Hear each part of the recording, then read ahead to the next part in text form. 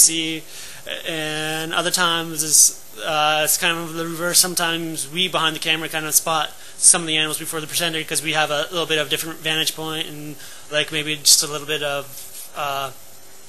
shading or different kind of contrast out there. So it's sometimes it's easy to spot, sometimes it's not. So that's why some of the time you'll see like Peter's like, okay, over there, find that, because also some of the things it's kind of hard to also find them in the viewfinder off in the distance. So some of the tricks that we use to kind of help that is we first kind of look for the animal with our eyes, and then we try to find like a landmark, like a specific tree, or if there's like a interesting color leaf, then we'll kind of zoom in a little bit on that area and hopefully try and find the animal.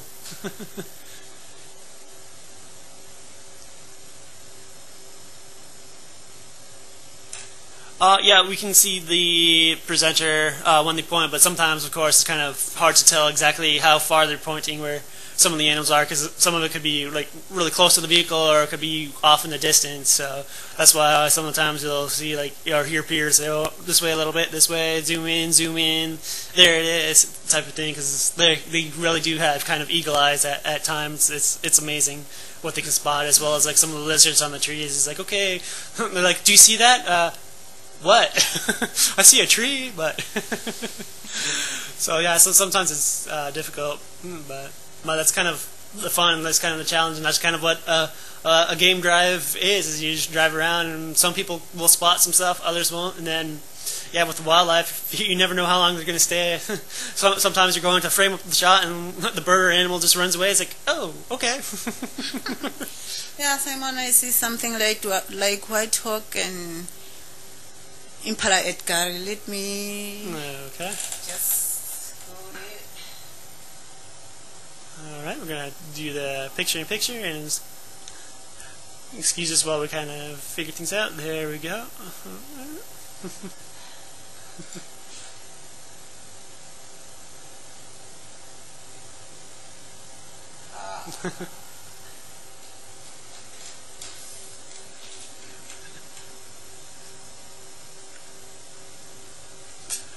Yes, I know it'll take time to kind of get the bush eyes. Like I say, so sometimes I can spot various things, but most of the time I'm trying to concentrate on the kind of camera work. But I know in time I'll kind of get better. I don't know about if I'll be at Peter or Texan or Rexon at that point at some point.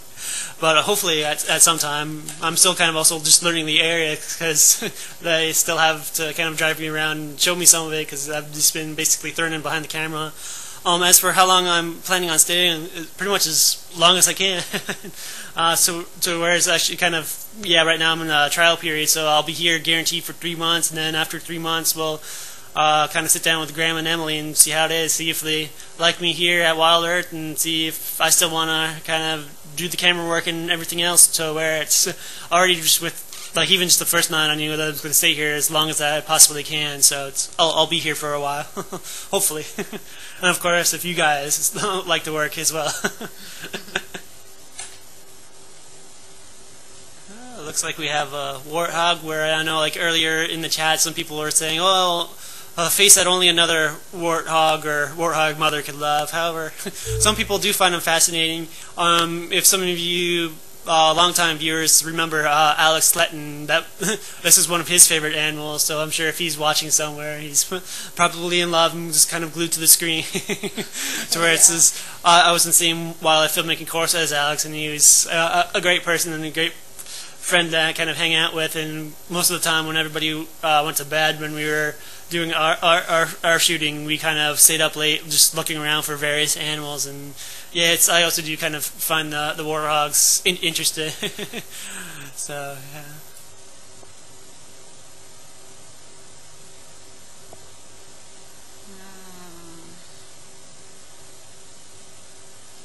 Yeah, I think Alex's favorite animal is a warthog. He likes warthog very, very much. A lot of pictures just send us sometimes to say warthog. So yeah, it's really love that warthog.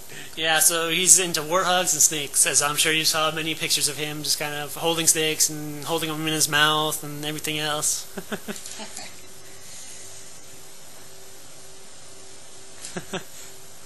Yep, I've definitely had to learn a lot of things in a short amount of times, and yeah, this is kind of one of the things. Like I think just general bush living is you turn out to be like a jack of all trades, just learning new things, and when problems arise, just kind of figuring out how to solve them, and which is kind of the great thing that all the staff is kind of from all over everywhere, and they kind of bring their own little expertise, so to speak, into things and kind of ideas, and it's great. Like Pete is just amazing with some of the stuff and helped out a lot with the FCC, and kind of only took maybe like a day where any of other us might have taken like a couple days while we're trying to figure it out. So it's been kind of good, and yeah, so I'm learning a little bit more about the technology side and kind of watched Pete closely. Still don't know exactly everything that he did, but I'm learning, and that's kind of one of the fun processes. No, I've not seen the leopard in camp yet. However, the first night we were here, we heard it pretty close to camp, but I don't think it actually came in because there was no tracks in the morning. So not yet. Hopefully at some point. And there seems to be plenty of leopards around, so one might make its way into camp sometime soon.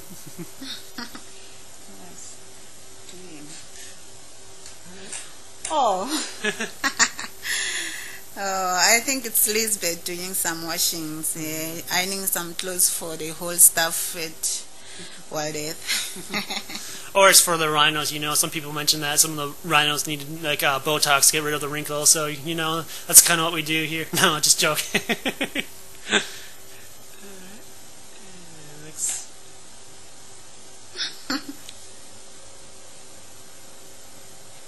You're getting asked where do you shop? No, I'm not shopping online. I'm just get some time to go to Akonuk is my nearest town where I get everything that I want. But if I'm on leave, I'm just go to Palabura, and Nelspruit is it's not far to us when I'm not busy. So it's the place where you get something what I need. Nelspruit is the biggest city that I get everything.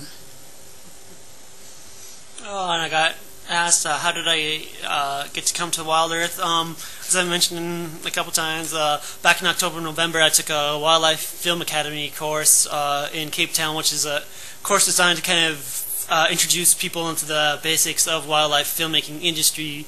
And from there, the day that we got back from our 5-day filming, because the whole idea is you learn the processes and you kind of create a 5-minute piece by the end of the course. And when we came back, Graham and Emily had sent an email out to the Wildlife Film Academy about camera positioning opening up, and so the manager of the Film Academy kind of let us know, and then that's where I heard from it, and Alex got that position at that time, and then Graham and Emily kept my email on file, and then just about a month ago they emailed me asking how things were going, as well as to see if I was still interested, because there was a camera position opening up, and of course I took it, and now I'm here. So. Yes, Karen, I heard about Jan. I was working with him before he left. It's a long time I'm working with Jan. He's a nice guy.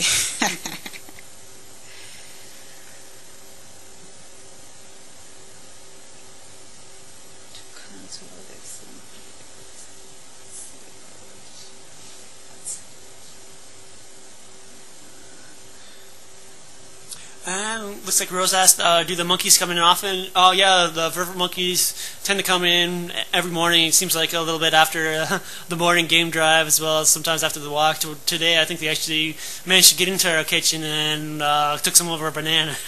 so yeah, they're interesting, and I've been kind of sitting with them a little bit every day, just kind of watching them, and letting them kind of get used to me a little bit, because at some point I might end up following them around a little to videotape some of it. So.